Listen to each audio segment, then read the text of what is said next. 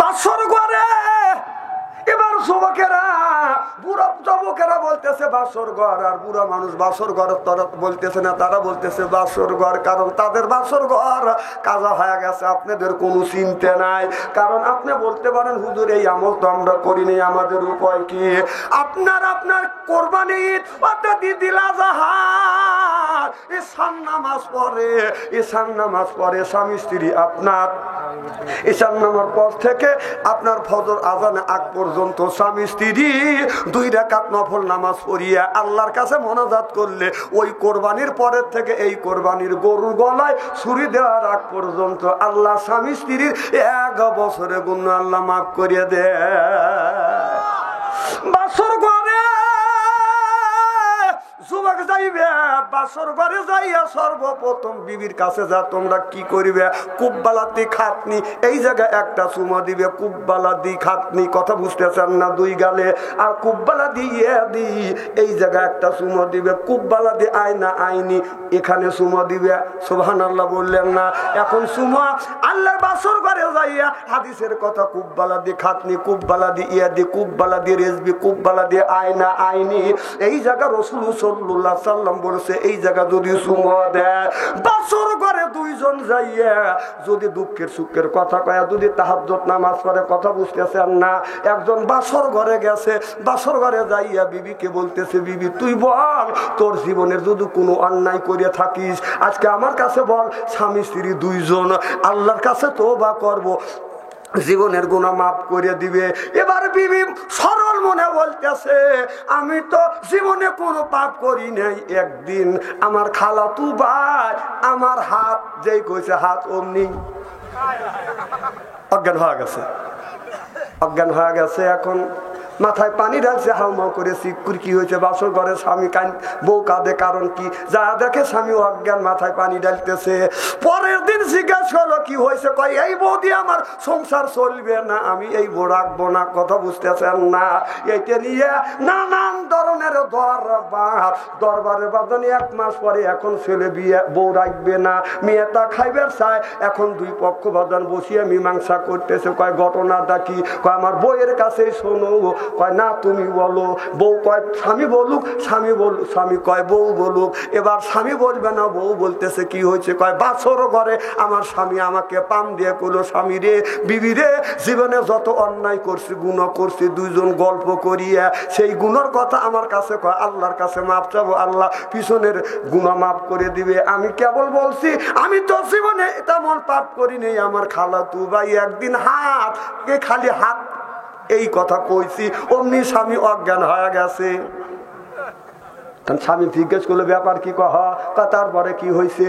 কয় আমি একদিন এই কথাই বলতে চাইছিলাম, আমার খালাতু ভাই আমাকে বিয়ে করবার জন্য আমার বাবার হাত ধরে কত কারুবারু করছে, মার হাত ধরে কারুবারু করছে। আমার মা বাবা বিয়ে দেয় নাই, তোমার সাথে বিয়ে দিছে, কথা বলার সুযোগই দেয় নাই, কেবল বলছে আমার খালাতু ভাই কেবল হাত যেই করছে হাত তার জ্ঞান চাষ। ও বাবা এনি বাসর ঘরে বিবি কথা বলার সুযোগ দিও, এবার যেন অজ্ঞান হয় না।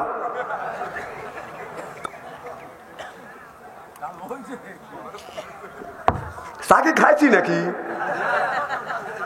হুজুর কাছে খাওয়া দিলে কারণ অনেকে সহ্য হয় না, এগুলি কি?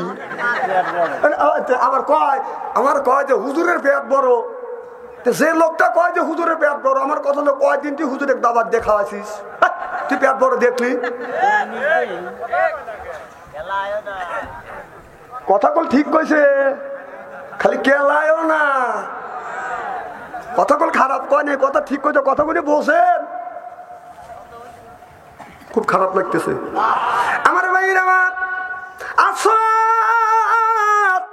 বাসর ঘরে যাইয়া কুব্বালা দি খাতনি, কুব্বালা দিয়া দি কুব্বালা দি রেজবি, কুব্বালা দি আয়না আইনি, বাসর ঘরে যাওয়া দান 4টে জায়গা বাদান চুমা দিতে হয়। আর এখন কিভাবে চুমা দিবে? মেয়েদেরকে যখন দেখতে যায় মেয়েদেরকে ময়দা দিয়ে এমন সাজানে সাজায় 1/2 ইঞ্চি পুর।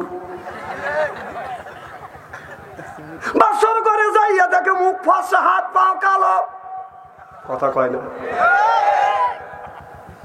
এখন একটা ছেলে যাইয়া ওর মুখে চুমা দিছে, অমনি বাজান 1/2 ইঞ্চি ময়দা টাকা দেখে ওয়াল করলে যেমন বাদাম চলটা ওঠে ওই রকম চলটা উঠে গেছে। অর্থাৎ বর্তমান যুগের মেয়েদের দেখাইতে গিয়ে এমন ভাবে পিন করে মেয়েটাকে কালো মেয়ে সুন্দর বানাইয়া ছেলের সাথে বিয়ে দেয়, বাসর ঘরে যাইয়া পরের দিন গোসল দেয়, ময়দা উঠে যায়, মেয়ের রং ডিপ কালার, লাইট কালার না, আমার মতো ডিপ কালার। এই যে শুরু হয়ে গেল দ্বন্দ্ব, কথা বুঝতেছেন না? তোর দেখলে এত সুন্দর আর তুই যে ডিপ কালার, কথা বোঝে না রে। যে সুন্দর দিয়ে বিয়ে করলে আর তুই এইরকম ময়দা মাখা মাখা। এইরকম করে বাংলাদেশের কিছু কিছু মেয়েরা ময়দা মাখা মাখা যুবকদেরকে ঠেকাচ্ছে, একবারে ঠকাচ্ছে। কারণ এই মেয়েটা যখন স্বামীর বাড়ি চলে আসে 3 মাস যখন আর ওই জিনিস ব্যবহার করে না, সেই লাইট কালার ডিপ কালার হওয়া যায়। লাইট কালার ডিপ কালার বোঝেন কোন তো কি? খালি মাথা জাগা যাচ্ছে, হয়ে যায় সাদা, ময়দা লাগা সাদা হয়। যখন 3 মাস যখন লাগায় না, আবার সেই পাইলের কাতির কালি কালি হয়। এইরকম করে ঠকা ঠকা, এইরকম করে দ্বন্দ্ব হয়ে সেরাসেরি হচ্ছে। কতক্ষণ আল্লাহ তোমাকে যে সিয়ারা দিছে ওই সিয়ারাই খাও। আমার ভাই আমার অধিক যেতে চাইনি। হযরত মুসা আলাইহিস সালাম আল্লাহর কাছে বলল হে বন্ধু মুসা তুমি কি পছন্দ করো? আল্লাহ বললেন বন্ধু মুসা রে, আমি পছন্দ করি আমার বান্দার গায়ের রক্ত। বান্দা যদি গায়ের একটু রক্ত দেয় আমি আল্লাহ বান্দার বন্ধু হয়ে যাব। আল্লাহ দেখে বললে বন্ধু আমার বান্দারা যদি রক্ত দেয় আমি বান্দার বন্ধু হয়ে যাব। মুসা বলে আল্লাহ কি পরিমাণ রক্ত যদি তোমারে দেয় তুমি বান্দার বন্ধু হইবে? আল্লাহ বলে বন্ধু মুসা নামে একটা প্রাণী আছে, এই প্রাণীটা আপনার যে রক্ত খায় তার 4 ভাগের 1 ভাগ রক্ত যদি বান্দা আমারে দেয় আমি আল্লাহ বন্ধু হয়ে যাব বান্দার। একটা মুসা 1 ফোঁটা রক্ত খায়, 1 ফোঁটা রক্ত 4 ভাগের 1 ভাগ রক্ত আল্লাহকে দিলে আল্লাহ যদি বান্দার বন্ধু হয় তাহলে এই রক্ত দিয়ে আমরা কি আল্লাহর বন্ধু হতে চাই? কারা কারা চান আমি তাকবীর দেব? হাত তুলে দেখান। নারায়ে তাকবীর, হাত টান টান করেন। দেখেন তো কে হাত তুললো না? ওই দেখেন যে লোকটা হাত তোলে নাই, বুঝতে হবে ওর দ্বারা ইসলামের ক্ষতি হবে। রাজি রাজি হাত নামা। কামাল হোসেন ভাই একটা চাকুয়ার প্লেট কে আনছে? আরে কি করছে? আচ্ছা থাকে থাক, দেখ কোনো ব্যবস্থা করা যায় নাকি। মুসা বলে আল্লাহ, ওদের কথা মনে আছে একই দিনে 2 মেয়ে বাসর ঘরে বিয়ে দিছে, ভুল করে বড় মিয়া ছোট জামাই করে, ছোট মিয়া ঠেকে রয়েছে থাক। তারপরে ওই যে বউ আনবে চায়, স্বামী আনবে চায়, মাঝখান দিয়ে বলতেছে বিয়ে দেওয়া লাগবে। তো বউ বলতেছে আমি বিয়ে অন্যায় করছি আমি না, অন্যায় করছে স্বামী, স্বামী আমাকে তালাক দিছে আর বিয়ে বসা লাগবে আমার। বিয়ে যদি বসুক স্বামী বসুক। কথা বলছেন না?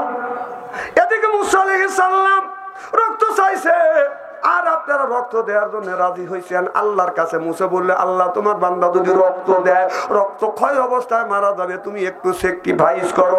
আল্লাহ বলে মুসা আমি আল্লাহ স্যাক্রিফাইস করলাম, রক্ত দেওয়া লাগবে না, রক্ত গামানো পরিশ্রম করা, কিছু টাকা কিছু পয়সা বান্দা যদি আমার রাস্তায় কোরবান করে দেয় আমি আল্লাহ বান্দার বন্ধু হয়ে যাব। যখন মারহাবা। তাহলে এই মসজিদের জন্য কয়েকটা মিনিটের জন্য আমি আপনাদের একটু কষ্ট দেব, এরপরে আসল ওয়াজের কাছে যাব। একজন বলে হুজুর আমি এই মসজিদ মেরামত করবার জন্য 10,000 টাকা দিব, একজন বলে 5,000 টাকা, বলে একজন বলে 1,000 টাকা, 100 টাকা, 500 টাকা, 10,000 টাকা, 20,000